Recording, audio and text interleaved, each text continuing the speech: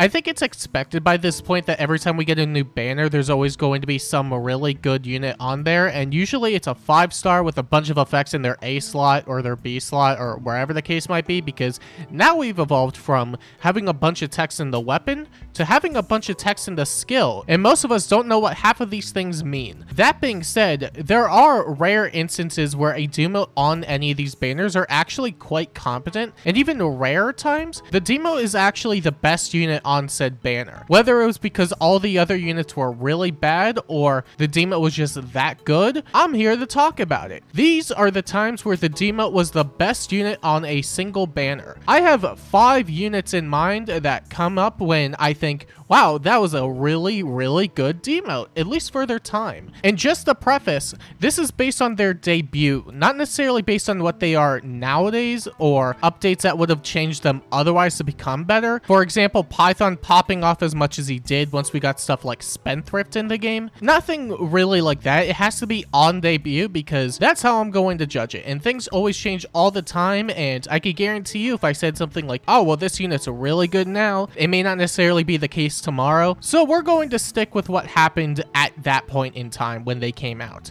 So starting us off, I think one of the easiest examples anybody could go to on this list would be with Ares on the Lean Ares Ishtar banner. This was back all the way in year 2 where we only got 3-person banners a lot of the time. Sometimes they even did 2-person banners if they were really feeling generous, but I don't think it was really sustaining them a lot, so they ended up going back to 4-person banners. But of those 3-person banners, we did get a couple genealogy lineups, and one of those happened to be a Gen 2 banner with, again, Ares, Lean, and Ishtar. Lean was a generic dancer with Valor. Ishtar had a darting blow slang tome, which at its time was very good. And then we also had Ares, who had a slang sword with special spiral 4. And this was at a point in time where IS didn't necessarily tell us who was going to be demoting off the banner. And the natural assumption is that Lean was going to be the demote because she had basically nothing to her name. Even to this day, she's just a generic sword dancer. And I can tell you, when the news broke that Ares was going to be the demote, I think most people in the community were shocked by that. And it's hard to necessarily blame them when he had so much going for him in his weapon. Meanwhile, we had Lean, who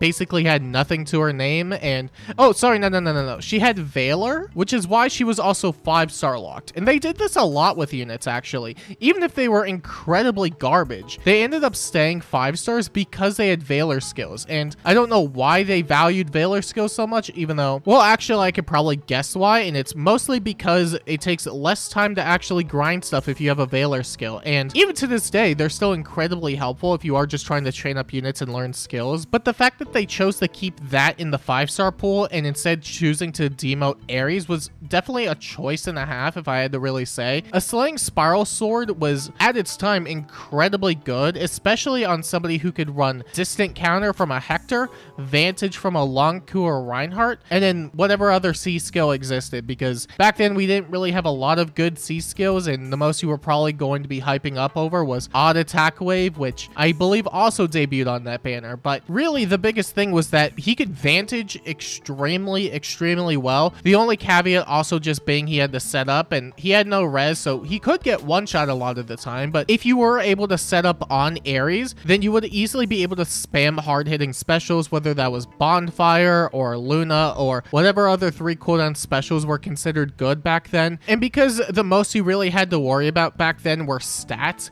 there weren't really necessarily a lot of crazy effects that you could have given out to units or through support, at least at that point in time. He was definitely doing a lot of work that you just weren't seeing on most other demotes. And now onto the segment where I cheat a bit in this video. We're going to be talking about dancers, because dancers inherently, even if you're just a really mediocre dancer, you're arguably still going to be a really good unit, because the one goal with dancers or any kind of refresher is that you just give more actions to the characters that are significantly stronger, which is arguably why you could still get away with most units that fall into that niche, even if they are extremely outdated or don't have buttons or whatever the case might be. But even back then, Rayson and Leanne had very really good gimmicks in the form of just being 3 movement dancers, even though the extra movement was tied to their ability to transform. So it was a bit more limited, or you had to be a bit better with your positioning. Even so, the idea of just having a 3 movement dancer back in book 3,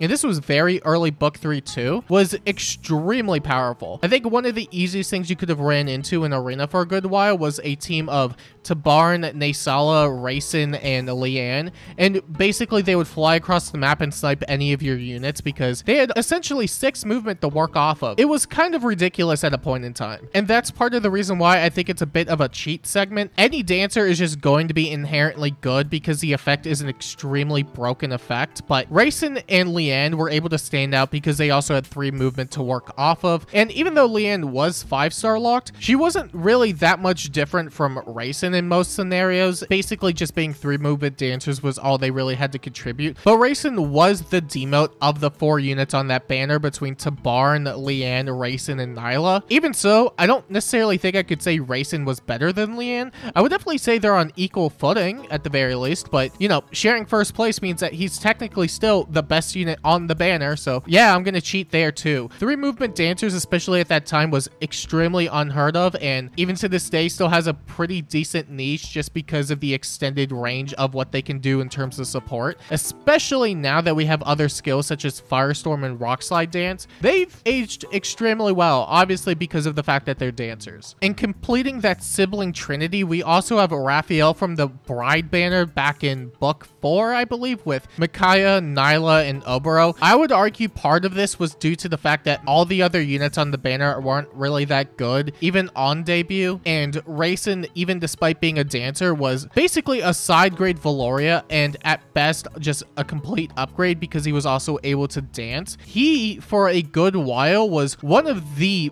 best dancers in the game because he gave Quick Impulse 1 to any ally at the start of turn 1. And going on about Valoria for a second, on debut, she was arguably, and even to this day, is still one of the best Gale Force enablers in the game because she gives Quick Impulse 2 to any ally and herself, meaning that at times she was able to Gale Force on her own volition, especially being infantry. She could also run stuff such as Times Pulse or even get infantry pulse support, which is what I believe most people ran anyway because at the time of her debut, we didn't have Times Pulse in the pool whatsoever, but she was an incredibly good enabler of Gale Force strategies, and she's still very used even to this day. Raphael was basically on that same pendulum, except he was able to dance, which made him incredibly useful at a lot of times where all you really had to do was give out Quick Impulse and Infantry Pulse benefits and dance whatever ally you really needed to dance. I think that's really the simplest of it all. All 3 of these units had incredibly good gimmicks. Even though the first 2 were just based on movement,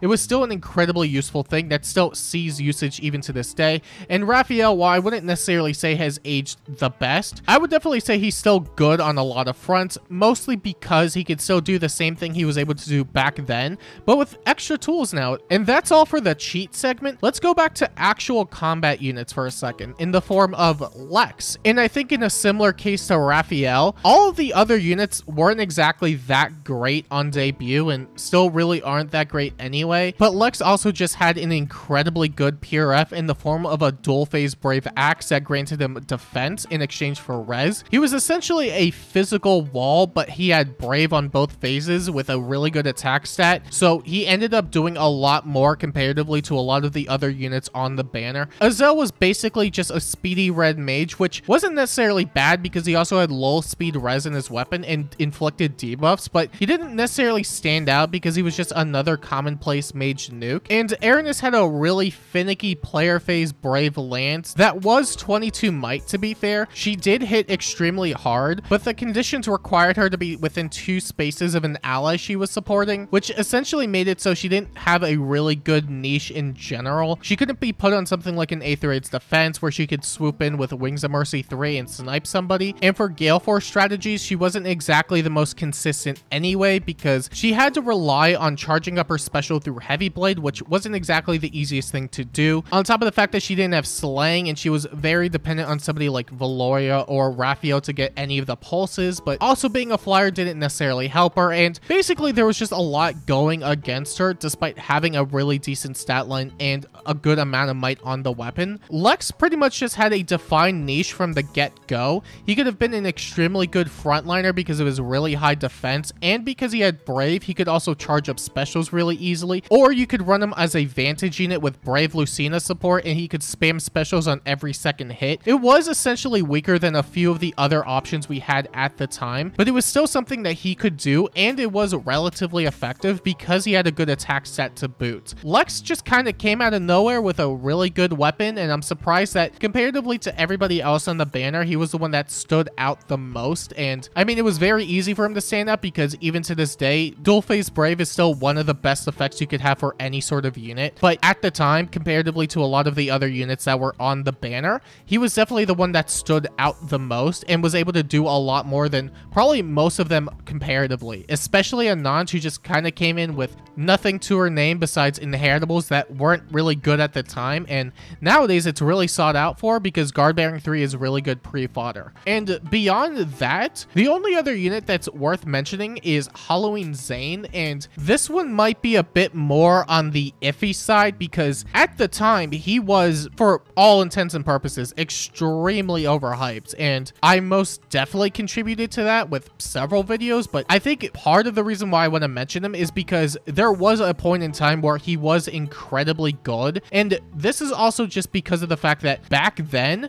you could get away with just having stats, and his whole gimmick revolved around being near allies who had really high stats, and he essentially just copied them for in-combat purposes, which meant that even at a level 1 Zane with the PRF, he could pretty much just have a bajillion defense, res, attack, and speed if you were near enough allies. And on one hand, it was hilarious, but on the other hand, it did not age well at all. But I do think even despite him being overhyped during his period of time, I would have still said he was very good, especially comparatively to the units that were on the banner who weren't really all that great themselves anyway. I think barring Halloween Female Grima, but even then, I would argue that Zane just did a better job comparatively because he could also just get all the stats he necessarily needed, and he had infantry benefits, which even back then was still incredibly useful. You also had Degincia, who was a generic armored dragon, Halloween Young Tiki, who essentially was just a Wings of Mercy dancer, but her dance was limited to specific games, which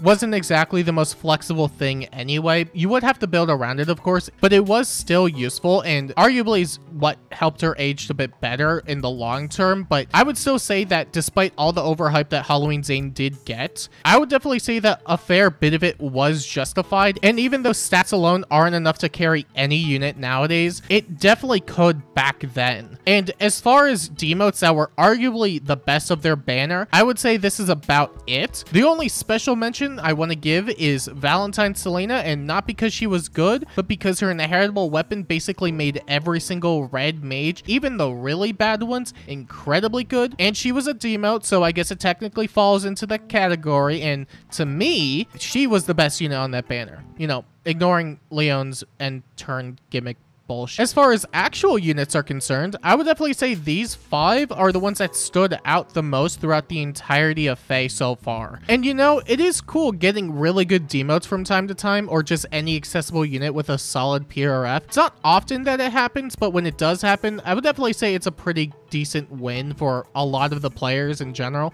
just because of their accessibility. I'm so sad that they skipped Raphael's refund, but I get why, he's a dancer.